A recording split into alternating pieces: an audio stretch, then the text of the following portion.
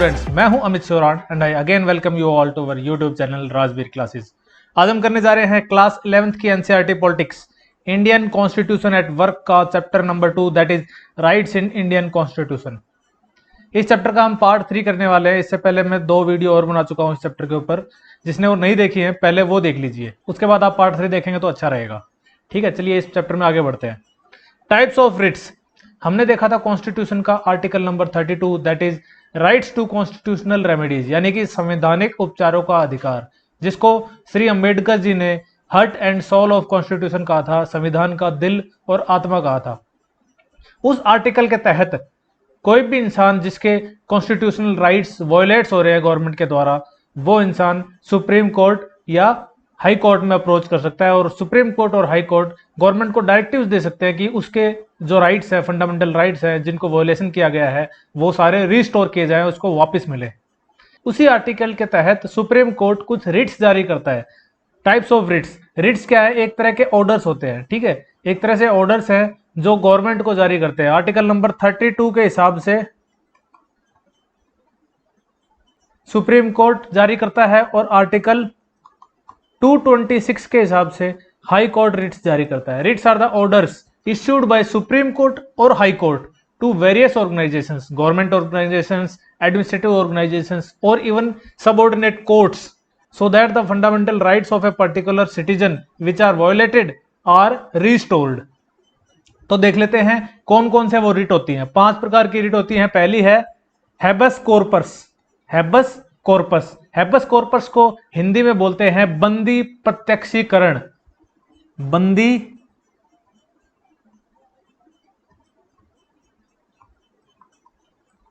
प्रत्यक्षीकरण। जब किसी इंसान को, जब किसी सिटीजन को पुलिस अरेस्ट कर लेती है, और हमने देखा था कि पुलिस अगर अरेस्ट करती है किसी इंसान को तो 24 घंटे के अंदर अंदर किसी मैजिस्ट्रेट के सामने पेश करना होता है। पर अगर पुलिस ऐसा ना करे तो वो सिटीजन सुप्रीम कोर्ट या हाई कोर्ट में अप्रोच कर सकता है, उसके घर वाले अप्रोच कर सकते हैं और सुप्रीम कोर्ट और हाई कोर्ट हैबस कॉर्पस यानी बंदी प्रत्यक्षीकरण का एक रिट जारी करेंगे पुलिस के खिलाफ, जिसमें पुलिस को ऑर्डर देंगे कि जिस बंदे को, जिस सिटीजन को उन्होंने अरेस्ट किया है उसको कोर्ट के सामने प्रेजेंट किया जाए। अगर कोर्ट को यह लगता है कि उसका अरेस्ट अनलॉफुल है या फिर सेटिस्फाई नहीं कर रहा है कोर्ट को, तो कोर्ट पुलिस को ऑर्डर दे सकता है कि उसको रिहा किया जाए। A writ of habeas corpus means the court orders that the arrested person should be presented before it. उस कोर्ट के सामने प्रेजेंट किया जाए अरेस्टेड पर्सन को। It can also order to set free an arrested person if the manner or grounds of arrest are not lawful or satisfactory। उसको आजाद करने के लिए ऑर्डर दे सकता है, फ्री करने के लिए ऑर्डर दे सकते हैं। Next writ is मेंडेमस। मेंडेमस को हिंदी में बोलते हैं परमादेश। परम आदेश का मतलब है हम आदेश देते हैं, we command. This writ is issued when the court finds that a particular office holder is not doing legal duty and thereby is infringing on the rights of an individual. अगर कोर्ट को लगता है कि कोई एक particular office holder, किसी office में बैठने वाला इंसान ऑफिस होल्डर होता है, पर्टिकुलर ऑफिस होल्डर अपना काम नहीं कर रहा है, जिसके कारण किसी सिटीजन के जो फंडामेंटल राइट्स हैं वो वायलेट हो रहे हैं। आपके कुछ राइट्स हैं, आप ऑफिस में गए हो काम कराने के लिए, पर अगर वो काम नहीं किया जाए और आपके राइट्स के कारण वायलेट हो रहे हो, तो कोर्ट मेंडेमस की रिट जारी करेगा। हम आदेश देते हैं, वी कमांड। उसको कमांड देगा कि वो अपना काम करे, उस अधिकारी को या उस कर्मचारी को कमांड देगा कि वो अपना काम करे, जिसके लिए सुप्रीम कोर्ट में या हाई कोर्ट में उस सिटीजन ने अप्रोच किया है। नेक्स्ट रिट देखते हैं। Next writ is prohibition. Prohibition, prohibition को हिंदी में कहेंगे प्रतिषेध। प्रतिषेध। This writ is issued by a higher court when a lower court has considered a case going beyond its jurisdiction. Prohibition, prohibition यानी प्रतिषेध। प्रतिषेध एक रिट है जो हायर कोर्ट लोअर कोर्ट को जारी करता है, यानी वो आदेश हायर कोर्ट अपने लोअर कोर्ट को देगा। या तो सुप्रीम कोर्ट हाई कोर्ट को ऑर्डर देगा, रिट जारी करेगा, या फिर हाई कोर्ट अपने सबऑर्डिनेट कोर्ट्स को यानी जिला कोर्ट जो हैं उनको रिट जारी करेंगे, जिसमें ये कहा जाएगा कि आप जिस केस को हैंडल कर रहे हो वो केस आपके अधिकार क्षेत्र में नहीं आता। कोई मान लो Punjab and Haryana high court है, वो कोई ऐसा केस पे जजमेंट सुनाने वाला है या ऐसे केस पे हियरिंग्स ले रहा है जो सुप्रीम कोर्ट को लगता है कि वो case Punjab and Haryana high court के पास नहीं होना चाहिए, वो किसी दूसरे हाई कोर्ट के पास होना चाहिए या फिर सुप्रीम कोर्ट के पास होना चाहिए। तो supreme court Punjab and Haryana high court को बोलेगा कि ये जो केस है वो आपके जुरिस्डिक्शन के अंदर नहीं आता, इसलिए ये केस आप हमको ट्रांसफर कर दो। तो प्रोहिबिशन यानी प्रतिषेध, उसको मना कर दिया गया, लोअर कोर्ट को मना कर दिया गया कि आप इस केस को हैंडल मत करो, ये केस आपके जुरिस्डिक्शन में नहीं आता। Next is quo warranto. Quo warranto, quo warranto को हिंदी में कहेंगे अधिकार प्रच्छा। अधिकार प्रच्छा, अधिकार प्रच्छा यानी क्वो वारंटो का मतलब यह है कि सुप्रीम कोर्ट और हाई कोर्ट एक रिट जारी करते हैं किसी अधिकारी को और उससे पूछते हैं कि आप किस अधिकार से इस ऑफिस को होल्ड किए हुए हो, इस ऑफिस में आप बैठे हो। If the court finds that a person is holding office but is not entitled to hold that office, जब कोर्ट को लगता है कि कोई इंसान किसी ऑफिस में बैठा है बट वो एंटाइटल्ड नहीं है, वो उस ऑफिस में बैठने के लिए क्वालिफिकेशंस पूरी नहीं करता, उसको प्रॉपरली अपॉइंट नहीं किया गया है, it issues the writ of quo warranto and restricts that person from acting as an office holder. वो अधिकार प्रच्छा की रिट जारी करते हैं और उस अधिकारी को उस ऑफिस में बैठने से रोकते हैं। सर्टियोरेरी, सर्टियोरेरी को हिंदी में बोलते हैं उत्प्रेषण। उत्प्रेषण, उत्प्रेषण, certiorari. Under this writ the court orders a lower court और another authority to transfer a matter pending before it to the higher authority और द कोर्ट।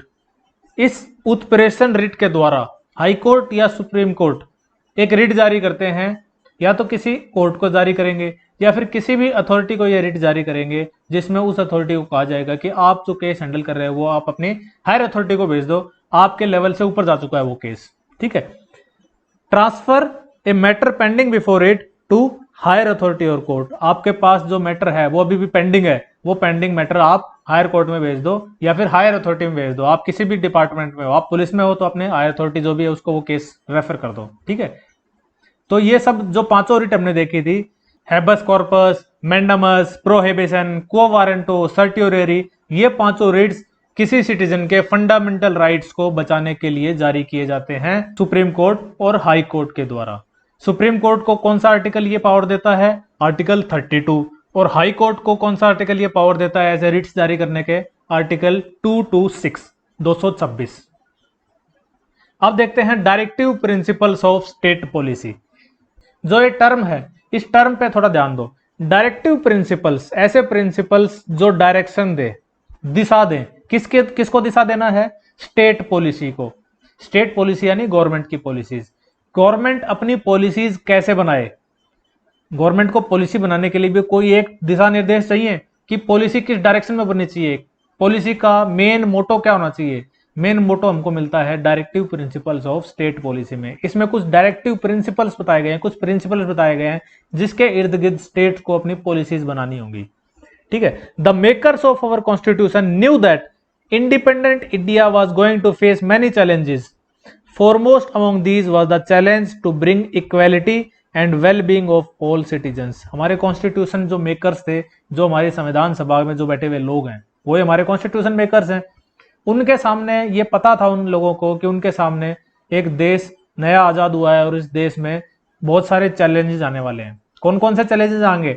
हमको एजुकेशन पे काम करना है, हमको इक्वालिटी पे काम करना है, हमको लोगों के हेल्थ पे, वेलबींग पे काम करना है, और बहुत सारे मुद्दे हैं। हमें अपना डेवलपमेंट भी करना है, हमें एग्रीकल्चर भी सुधारना है, हमें अपना एनवायरनमेंट भी बचाना है। ये सारे बहुत सारे मुद्दे थे जिन पे हमारे कंट्री को उस समय काम करना था। वो हमारे कॉन्स्टिट्यूशन मेकर्स को दिखाई दे रहा था साफ साफ।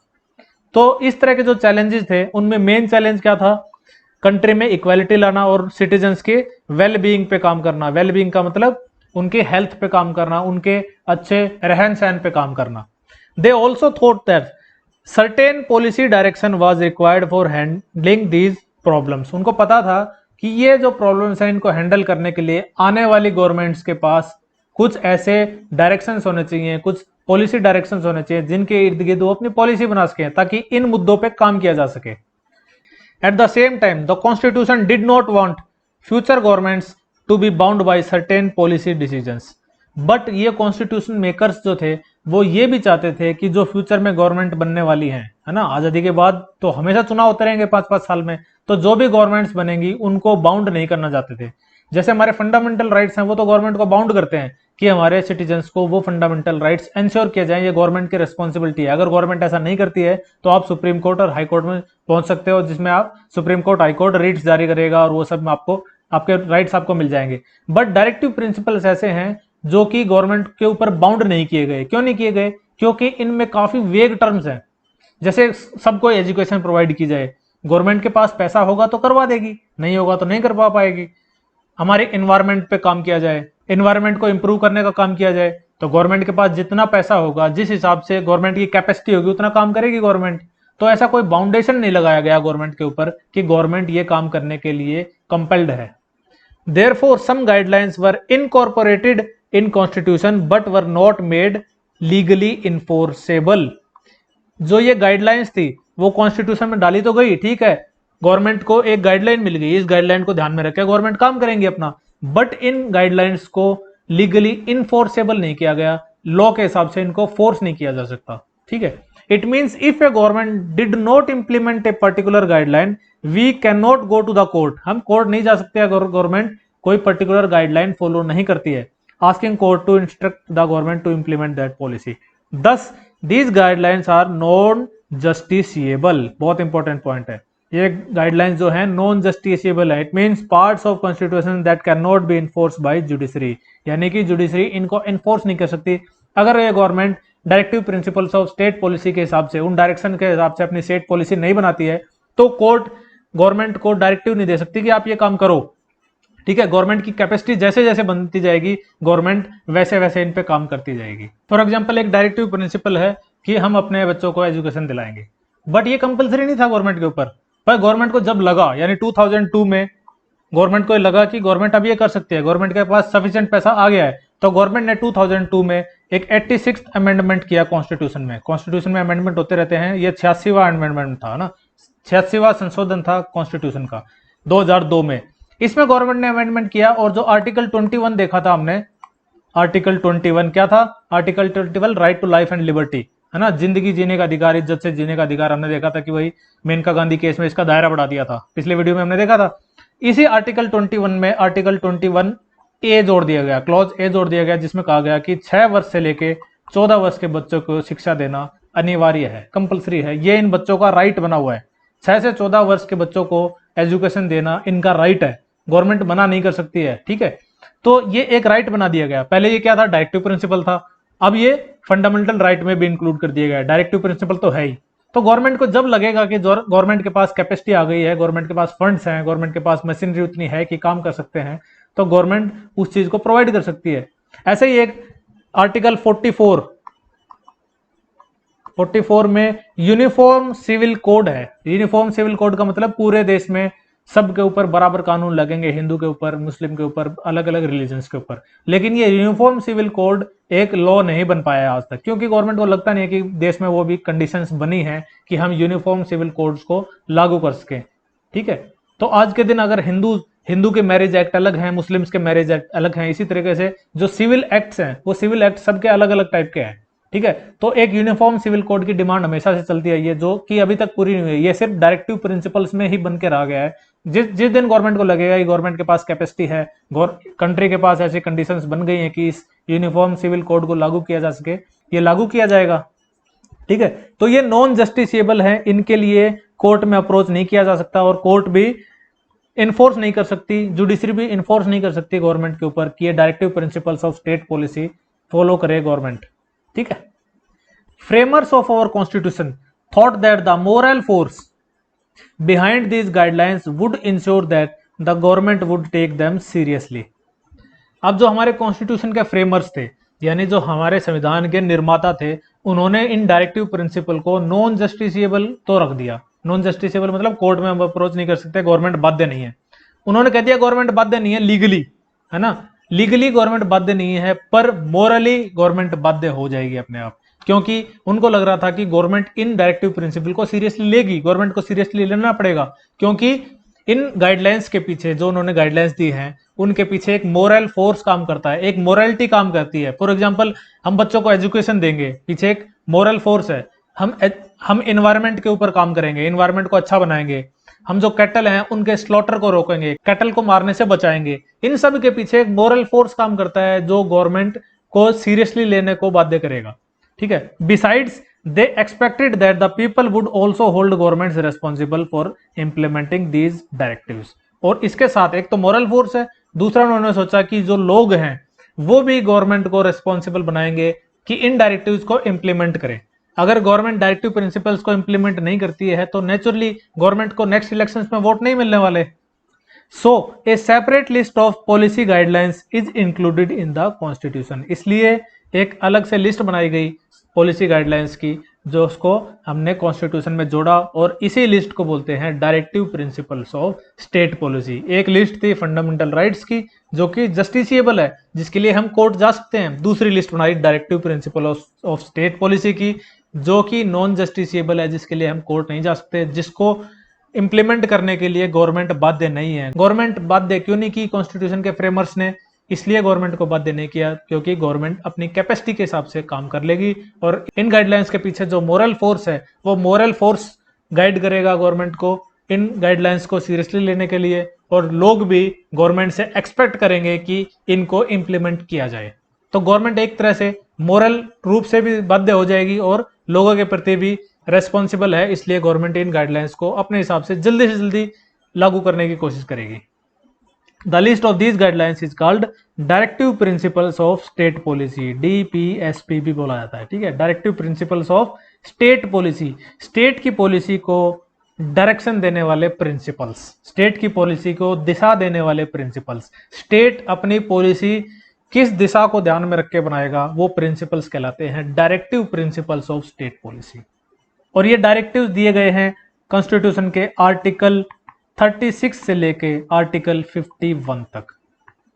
आर्टिकल 36 अनुच्छेद 36 से लेके अनुच्छेद 51 तक directive principles of state policy दिए गए हैं, जिनको हिंदी में कहते हैं राज्य के नीति निदेशक तत्व।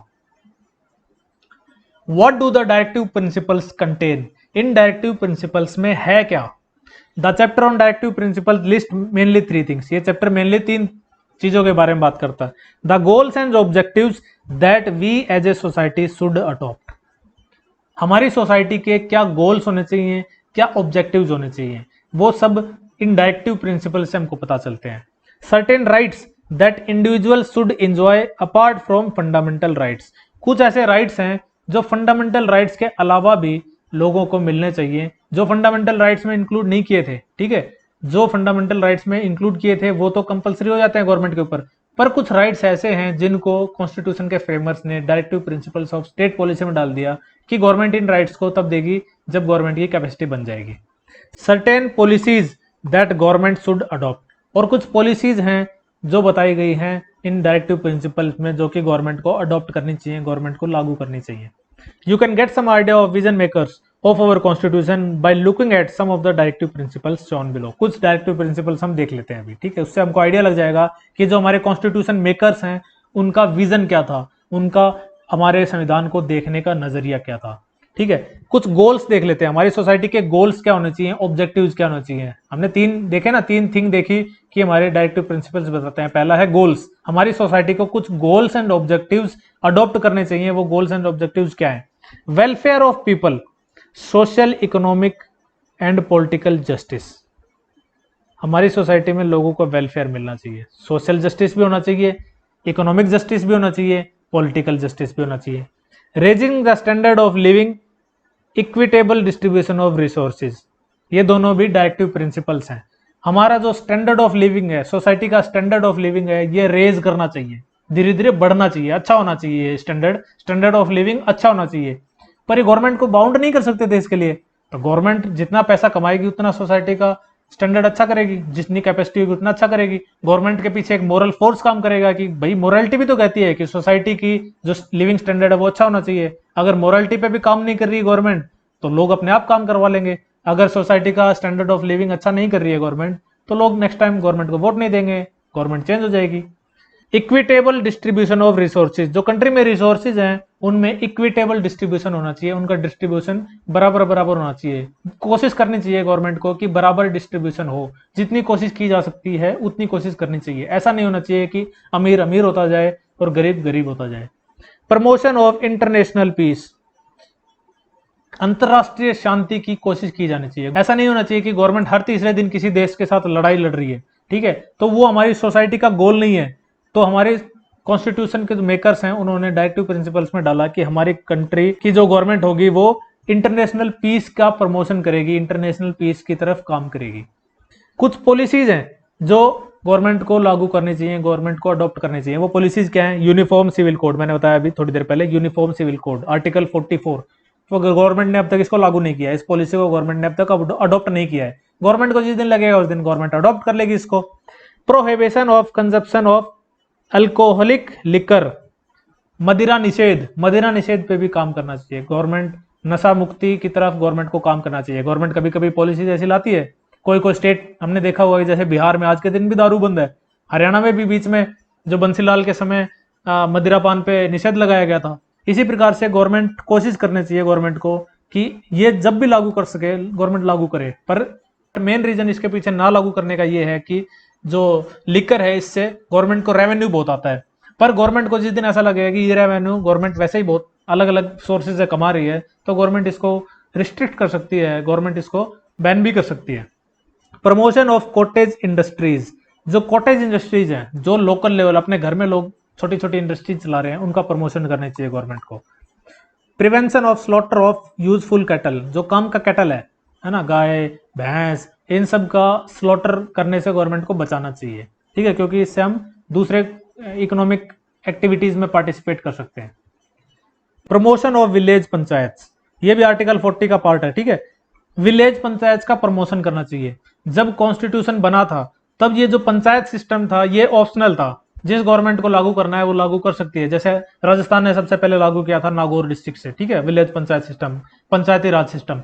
बट कंट्री में ये सब कंपलसरी नहीं था। कंट्री में कंपलसरी कब कर लिया गया? जब गवर्नमेंट को लगा कि हाँ भाई कंट्री में अब हम इसको लागू कर सकते हैं। गवर्नमेंट की जब कैपेसिटी हुई, गवर्नमेंट को जब इंस्टीट्यूशनल कैपेसिटी हुई, तब गवर्नमेंट ने इसको लागू कर दिया। 1992 में कॉन्स्टिट्यूशनल अमेंडमेंट किया गया और पंचायती राज सिस्टम को अडॉप्ट किया गया। उसके बाद से हर स्टेट में कंपलसरी हो गया कि विलेज पंचायत बनाई जाएंगी, रेगुलर उनके इलेक्शंस होंगे, उनको प्रॉपर फंडिंग मिलेगी। पहले 1992 से पहले ये सब नहीं था, ये पहले ऑप्शनल था, हर स्टेट पे छोड़ा गया था कि कोई स्टेट, हरियाणा अपने हिसाब से रूल बनाओ, राजस्थान अपने हिसाब से रूल बनाओ, एमपी अपने हिसाब से रूल बनाओ, उनको विलेज पंचायत रखनी है तो रखो, नहीं रखनी तो मत रखो। 1992 के बाद जो सेंट्रल गवर्नमेंट है उसको लगा कि ये हमें पूरे देश में लागू करना चाहिए, तो जो ये डायरेक्टिव प्रिंसिपल था ये 1992 में गवर्नमेंट ने अपने पॉलिसीज में अडॉप्ट कर लिया। Next is non justiciable rights. कुछ ऐसे राइट्स हैं जो नॉन जस्टिसिएबल हैं। जस्टिसिएबल राइट्स कौन से हैं? जो फंडामेंटल राइट्स में इंक्लूड कर दिए गए, जिनको प्रोवाइड करने के लिए गवर्नमेंट बाध्य है ना। अगर गवर्नमेंट प्रोवाइड नहीं करती है तो हम कोर्ट में जा सकते हैं। ये नॉन जस्टिसिएबल राइट्स हैं जो directive principles of state policy में डाल दिए गए। कौन कौन से हैं? Adequate livelihood, equal pay for equal work, समान कार्य के लिए समान वेतन मिलना चाहिए, है ना। कोई इंसान कॉन्ट्रैक्ट टीचर्स को भी बराबर वेतन मिलना चाहिए और रेगुलर टीचर को भी बराबर वेतन मिलना चाहिए। क्यों? क्योंकि दोनों बराबर काम कर रहे हैं। कॉन्ट्रैक्ट वर्कर को भी बराबर पेमेंट मिलनी चाहिए और रेगुलर वर्कर को भी बराबर पेमेंट मिलनी चाहिए, क्योंकि लोग बराबर काम कर रहे हैं। तो equal pay for equal work for man and women also. हमने देखा है कि जो पुरुष मजदूर हैं उनको ज्यादा वेजेज मिलते हैं, जो महिला मजदूर हैं उनको कम वेजेज मिलते हैं। तो गवर्नमेंट को ऐसी कोशिश करनी चाहिए कि राइट्स उनको मिले, बट ये कंपलसरी नहीं है, फंडामेंटल राइट्स नहीं है, पर गवर्नमेंट बीच बीच में कोशिश करती रहती है। राइट अगेंस्ट इकोनॉमिक एक्सप्लॉयटेशन, किसी का इकोनॉमिक एक्सप्लॉयटेशन ना हो, आर्थिक शोषण ना हो। आर्थिक शोषण का मतलब यह है कि उससे काम लिया जा रहा है पर उसको पैसा नहीं दिया जा रहा है, या कम दिया जा रहा है, या उसको बाकी फैसिलिटीज नहीं दी जा रही है, या यानी कि उसका शोषण हो रहा है। किस रूप में हो रहा है? आर्थिक रूप में हो रहा है, इकोनॉमिक रूप में उसका शोषण हो रहा है। तो ये राइट भी लोगों के पास है कि लोगों का इकोनॉमिक शोषण ना हो, आर्थिक शोषण ना हो, पर इसके लिए फंडामेंटल राइट नहीं है। ये एक लीगल राइट है, ठीक है। गवर्नमेंट ने ऐसे लॉ बनाए हुए हैं अलग अलग डायरेक्टिव प्रिंसिपल्स के हिसाब से कि ये लीगल राइट है। आप कोर्ट में जाओ और अगर कोर्ट उस मुद्दे को सुनेगा और अगर आपका ड्यू है तो कोर्ट आपको दिला देगा। राइट टू वर्क, काम करने का अधिकार।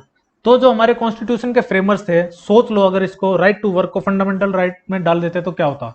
गवर्नमेंट बोलती कि भाई हम ये राइट कैसे दे सकते हैं लोगों को, हम लोगों को काम कैसे दे सकते हैं? राइट टू वर्क का मतलब तो यह है कि गवर्नमेंट सबको कंपलसरी काम देगी, कोई भी इंसान देश में बेरोजगार नहीं होना चाहिए।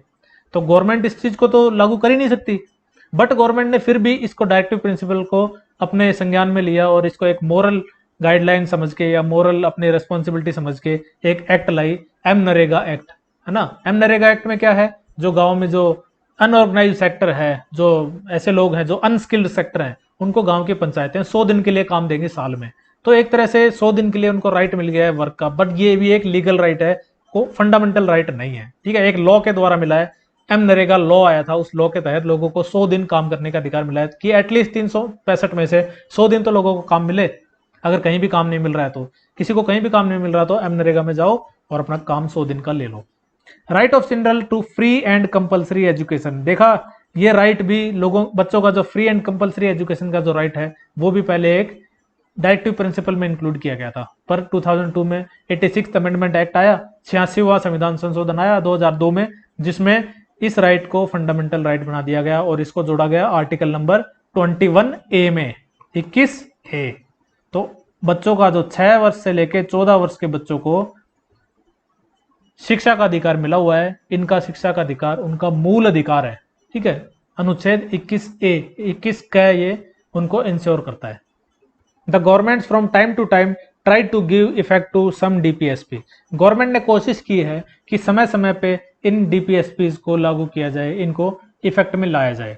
दे पास सेवरल जमींदारी अबोलिशन बिल्स, जमींदारी सिस्टम चलता था पहले, ठीक है, इसमें एक जमींदार होता था, उसके नीचे काफी सारे किसान होते थे, एक जमींदार के पास बहुत सारे खेत होते थे। तो गवर्नमेंट ने एक बिल लेके आई थी जिसमें जमींदारी सिस्टम को अबोलिश किया गया कि ये जमींदारी सिस्टम नहीं चलेगा, लोगों में ये जमीन बांटी गई, ठीक है। तो ये किस लिए किया गया, ताकि इक्वालिटी लाया जाए, इक्वल डिस्ट्रीब्यूशन ऑफ रिसोर्सेज हो, जो हमने अभी पिछला देखा था, ये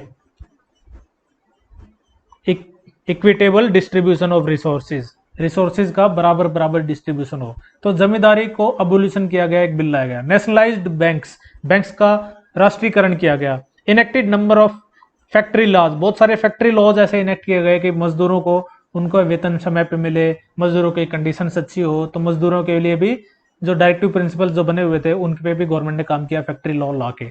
फिक्स्ड मिनिमम वेजेस, कुछ मिनिमम वेजेस डिसाइड किए गवर्नमेंट ने हर काम के लिए कि भाई मिनिमम इतना वेजेस, इतने सैलरी तो लोगों को मिलनी चाहिए। किस लिए, क्योंकि equal pay for equal work, इनका इकोनॉमिक एक्सप्लॉयटेशन ना हो, ठीक है, इसलिए ये मिनिमम वेजेस फिक्स किए गवर्नमेंट ने। Cottage and small industries were promoted, छोटे जो इंडस्ट्रीज है उनका प्रमोशन किया गया। Promotion of reservation for upliftment of schedule caste and schedule tribes, schedule caste और शेड्यूल ट्राइब्स जो हैं उनका पहले विकास नहीं हो रहा था, तो उनके लिए रिजर्वेशन की पॉलिसीज लाई गई। तो ये सब पॉलिसीज जो गवर्नमेंट ने लाई हैं, वो directive principles of state policies को इफेक्ट में लाने के लिए लाई है। Such efforts to give effect to the DPSPs include right to education, formation of panchayati raj institutions, हमने देखा PRI system, panchayati raj systems को भी एक एक्ट के तहत लागू कर दिया गया all over the country. Partial right to work under employment guarantee programme, जो एम्प्लॉयमेंट गारंटी प्रोग्राम है, एम्प्लॉयमेंट की गारंटी दी गई, कौन से एक्ट के द्वारा, Mahatma Gandhi national rural employment guarantee act, M NREGA act लाया गया, जिसमें लोगों को, रूरल लोगों को एक एम्प्लॉयमेंट की गारंटी दी गई। And mid day meal scheme, और बच्चों के लिए मिड डे मील, दोपहर में जो भोजन मिलता है बच्चों को सरकारी स्कूलों में, वो मिड डे मील स्कीम लाई गई ताकि बच्चों को न्यूट्रिशन मिले। बच्चों को न्यूट्रिशन मिलेगा तो सोसाइटी की जो स्टैंडर्ड ऑफ लिविंग है वो अच्छी बनेगी। तो ये भी एक डायरेक्टिव प्रिंसिपल था। तो ये सारे जो गवर्नमेंट एक्ट लाई है, ऐसी पॉलिसीज लाई है, वो इन डायरेक्टिव प्रिंसिपल्स के कारण ही लाई है। ये डायरेक्टिव प्रिंसिपल्स नहीं होते तो गवर्नमेंट को एक दिशा निर्देश नहीं मिलता कि किस दिशा में गवर्नमेंट को अपने पॉलिसीज बनानी चाहिए। Now we will see fundamental duties of citizen. As a citizen हमारे पास कुछ राइट्स तो हैं, पर साथ साथ कुछ ड्यूटीज भी बनती है हमारी, ठीक है। आर्टिकल 51A में हमारी फंडामेंटल ड्यूटीज मेंशन है, हम लोगों की एज ए सिटीजन हमारी फंडामेंटल ड्यूटीज मेंशन है। वो फंडामेंटल ड्यूटीज एक्चुअली में जो ओरिजिनल कॉन्स्टिट्यूशन था उसमें मेंशन नहीं थी। 1976 में 42nd अमेंडमेंट किया गया कॉन्स्टिट्यूशन में, 42वां संशोधन किया गया 1976 में, जिसमें ये फंडामेंटल ड्यूटीज जोड़ी गई। यानी 51 तक तो हमने देखा, 36 से 51 क्या था, आर्टिकल 36 से लेकर आर्टिकल 51 तक थे directive principles of state policy. अब जो आर्टिकल 51 था, इसमें 51 कै जोड़ दिया गया, 51 ए सब क्लोज को जोड़ दिया गया, जिसमें फंडामेंटल ड्यूटीज मेंशन की। इनिशियल में फंडामेंटल ड्यूटीज 10 थी, बाद में फंडामेंटल ड्यूटीज 11 हो गई, एक और जोड़ दी गई, बच्चों के शिक्षा प्रोवाइड कराना माँ बाप का कर्तव्य होगा, माँ बाप की ड्यूटी होगी। ये भी 86 अमेंडमेंट एक्ट जो हमने देखा था 2002 में, जिसमें 21 आर्टिकल में सब क्लोज ए जोड़ा गया था, आर्टिकल 21 में सब क्लोज ए जोड़ा गया था, जिसमें बच्चों के लिए जो शिक्षा का अधिकार है वो अनिवार्य कर दिया गया, कंपलसरी कर दिया गया। उसी समय पे उसी अमेंडमेंट में जो 51 ए जो आर्टिकल है जिसमें फंडामेंटल ड्यूटीज लिखी हुई है, उसमें 11th ड्यूटी भी जोड़ दी गई कि माँ बाप की, पेरेंट्स की ड्यूटी है कि अपने बच्चों को एजुकेशन दिलवाएंगे, ये उनकी ड्यूटी है। ठीक है। In 1976 the 42nd amendment act to constitution was passed. Among other things, this amendment inserted list of fundamental duties of citizens. In all, 10 duties were enumerated. However, the Constitution does not say anything about enforcing these duties. हालांकि ये duties लिखी गई हैं, but in duties को enforce करने के लिए constitution में कुछ ऐसा कंपलसरी प्रोविजंस नहीं डाले गए हैं कि सिटीजन्स की फंडामेंटल ड्यूटीज तो हैं, पर अगर सिटीजन इन फंडामेंटल ड्यूटीज को फॉलो ना करे, हमारे जो कर्तव्य हैं, मूल कर्तव्य हैं, अगर हम उन कर्तव्यों को फॉलो ना करें तो ऐसा कुछ नहीं है कि हमें पनिशमेंट मिलेगा। बस ये एक मोरल कमिटमेंट डाला गया सिटीजन्स के ऊपर कि सिटीजन की कंट्री के प्रति भी कुछ रिस्पॉन्सिबिलिटीज हैं। जैसे सिटीजन को राइट मिल रहे हैं, वैसे ही सिटीजन की कुछ रिस्पॉन्सिबिलिटीज हैं, कुछ ड्यूटीज हैं, कुछ उनके कर्तव्य हैं जो एक सिटीजन को निभाने चाहिए। तो एक आदर्श सिटीजन जो होगा वो इन ड्यूटीज को निभाएगा। As citizens we must abide by the constitution, defend our country, promote harmony among all citizens, protect the environment. तो इस तरह की जो फंडामेंटल ड्यूटीज हैं कि जो एनवायरमेंट को हम प्रोटेक्ट करेंगे, है ना, हम अपने सिटीजन्स के बीच में हार्मनी, भाईचारा बढ़ाएंगे, हम अपनी कंट्री को डिफेंड करेंगे जब भी जरूरत पड़ेगी, हम अपने देश के लिए खड़े होंगे। तो ये सब हमारी फंडामेंटल ड्यूटीज हैं। गवर्नमेंट ने कहा है कि भाई पेड़ लगाओ, पर कोई पेड़ नहीं लगा रहा है तो गवर्नमेंट उसको पनिश नहीं कर सकती। फंडामेंटल ड्यूटीज में लिखा है कि भाई हम सिटीजन्स में भाईचारा बढ़ाएंगे, पर कोई ऐसा काम नहीं कर रहा है कि भाईचारा बढ़े। मतलब ठीक है, भाईचारा खराब नहीं कर रहा, पर कोई घर पे बैठा है, वो ना भाईचारा खराब कर रहा है ना अच्छा कर रहा है, तो भाईचारा वो बढ़ा भी नहीं रहा। अपने घर पे बैठा आराम से टीवी देखता है ना, मोबाइल चलाता है, तो वो कोई भाईचारा नहीं बढ़ा रहा, तो उसके लिए उसको पनिश नहीं किया जा सकता कि भाई आप भाईचारा बढ़ाने में काम क्यों नहीं कर रहे, आप सिटीजन्स के बीच में हार्मोनी प्रमोट क्यों नहीं कर रहे। However, it must be noted that our constitution does not make the enjoyment of rights dependent or conditional upon fulfillment of duties। तो ये भी एक नोट करने वाली बात है कि कॉन्स्टिट्यूशन ने फंडामेंटल राइट्स सिर्फ उन लोगों को नहीं दिए जो कि अपना फंडामेंटल ड्यूटीज निभा रहे हैं। इसका मतलब फंडामेंटल राइट्स को पाने के लिए एक कंडीशन नहीं लगाया है कॉन्स्टिट्यूशन ने कि आपको फंडामेंटल ड्यूटी पहले निभानी पड़ेंगे तभी आपको फंडामेंटल राइट मिलेंगे। नहीं, गवर्नमेंट ने इन दोनों को सेपरेट रखा है। फंडामेंटल राइट तो आपको मिलेंगे ही मिलेंगे, आप ड्यूटी निभाओ या ना निभाओ अपने एज ए सिटीजन, ठीक है, आपको फंडामेंटल राइट्स तो जरूर मिलेंगे। In this sense the inclusion of fundamental duties has not change the status of fundamental rights. तो जो ये फंडामेंटल ड्यूटीज का इंक्लूजन किया गया 1976 में 42nd अमेंडमेंट एक्ट में, तो इसका मतलब ये नहीं किया गया कि इससे फंडामेंटल राइट्स का कोई स्टेटस खराब हो रहा है या फंडामेंटल राइट्स के ऊपर कुछ क्लॉज लगा दिए गए हैं कि भाई फंडामेंटल ड्यूटीज आप फॉलो करोगे तभी आपको फंडामेंटल राइट्स मिलेंगे। तो फंडामेंटल ड्यूटीज को इंक्लूड करने के बाद फंडामेंटल राइट्स जो हैं, जो हमारे मूल अधिकार हैं, उनका स्टेटस चेंज नहीं हुआ है, वो वैसे के वैसे ही है। Relationship between fundamental rights and directive principles. अब कुछ रिलेशनशिप है ना फंडामेंटल राइट्स और डायरेक्टिव प्रिंसिपल्स में। फंडामेंटल राइट्स के कुछ पर्पज हैं, डायरेक्टिव प्रिंसिपल्स के कुछ पर्पज हैं, पर हम देखते हैं कि इन दोनों के पर्पज कॉन्ट्राडिक्टरी नहीं है, ठीक है, एक दूसरे से ओपोजिट नहीं है, इनके पर्पज एक ही हैं। ये दोनों एक दूसरे से कंप्लीमेंट्री हैं। कैसे कंप्लीमेंट्री है? कंप्लीमेंट्री का मतलब एक दूसरे को पूरा करते हैं। ये देखो कैसे करते हैं। It is possible to see both fundamental rights and directive principle as complementary to each other. ये लाइन लिख दो सबसे पहले, अगर ऐसा कोई क्वेश्चन आता है तो कंप्लीमेंट्री वाली लाइन तो लिख ही दो। It is possible to see both fundamental rights and directive principles as complementary to each other. ये एक दूसरे के कंप्लीमेंट्री हैं, एक दूसरे के पूरक हैं। कैसे पूरक हैं? Fundamental rights restrain the government from doing certain things while directive principles exhort the government to do certain things. Fundamental rights क्या है? वो गवर्नमेंट को कुछ चीज करने से मना करते हैं। गवर्नमेंट ये स्टेप्स नहीं उठा सकती क्योंकि इससे लोगों के फंडामेंटल राइट्स वायलेट हो रहे हैं, तो गवर्नमेंट को एक तरह से रोका जा रहा है, ठीक है। इसी प्रकार से डायरेक्टिव प्रिंसिपल्स क्या करते हैं? डायरेक्टिव प्रिंसिपल्स कहते हैं कि गवर्नमेंट ये काम करे, गवर्नमेंट बच्चों को एजुकेशन पे काम करे, एनवायरमेंट पे काम करे, यूनिफॉर्म सिविल कोड पे काम करे, कैटल के स्लॉटर को बचाने के लिए काम करे, मदिरापान का निषेध करे। तो डायरेक्टिव प्रिंसिपल्स गवर्नमेंट को कुछ करने के लिए कहते हैं, फंडामेंटल राइट्स गवर्नमेंट को कुछ ना करने के लिए कहते हैं। ठीक है, क्या नहीं करना है? ऐसी चीजें नहीं करनी है जिससे लोगों के फंडामेंटल राइट्स वायलेट हो। Fundamental rights mainly protect the right of individuals while DPSPs and directive principles of state policies ensure the well-being of entire society। यानी फंडामेंटल जो राइट्स हैं वो इंडिविजुअल के राइट्स को प्रोटेक्ट करते हैं, यानी इंडिविजुअल का वेलफेयर देखते हैं किसी एक इंसान के लिए। हर इंसान के अपने अपने फंडामेंटल राइट हैं, किसी भी एक इंसान का फंडामेंटल राइट अगर वायलेट हो रहा है तो कोर्ट में अप्रोच करो। इसलिए फंडामेंटल राइट्स एक इंडिविजुअल के राइट्स, एक इंडिविजुअल के वेलफेयर देखता है। ठीक है, और जो डीपीएसपी है, directive principles of state policy है, वो सोसाइटी एज ए होल, पूरी सोसाइटी के वेलबींग पे काम करते हैं। जो हमने डायरेक्टिव प्रिंसिपल्स की लिस्ट देखी है उसके हिसाब से सोसाइटी पे काम हो रहा है, सोसाइटी के वेलबींग अच्छी हो रही है।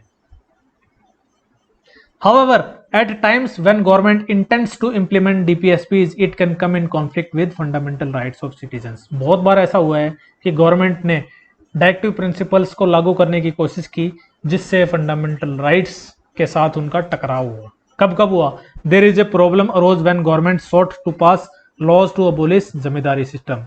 जो जमींदारी सिस्टम हमने देखा, पहले जमींदारी सिस्टम चलता था जिसमें किसी पर्टिकुलर जमींदार के पास सारे खेत होते थे। ठीक है, और जो छोटे किसान हैं उनका आर्थिक शोषण होता था। तो गवर्नमेंट ने बोला ये जमींदारी सिस्टम अबोलिश किया जाएगा, ये खत्म किया जाएगा। तो ये एक डायरेक्टिव प्रिंसिपल के तहत किया गया ना, इक्विटेबल डिस्ट्रीब्यूशन ऑफ रिसोर्सेज, ये एक डायरेक्टिव प्रिंसिपल है, इसके तहत यह जमींदारी सिस्टम अबोलिश करने की गवर्नमेंट ने कोशिश की।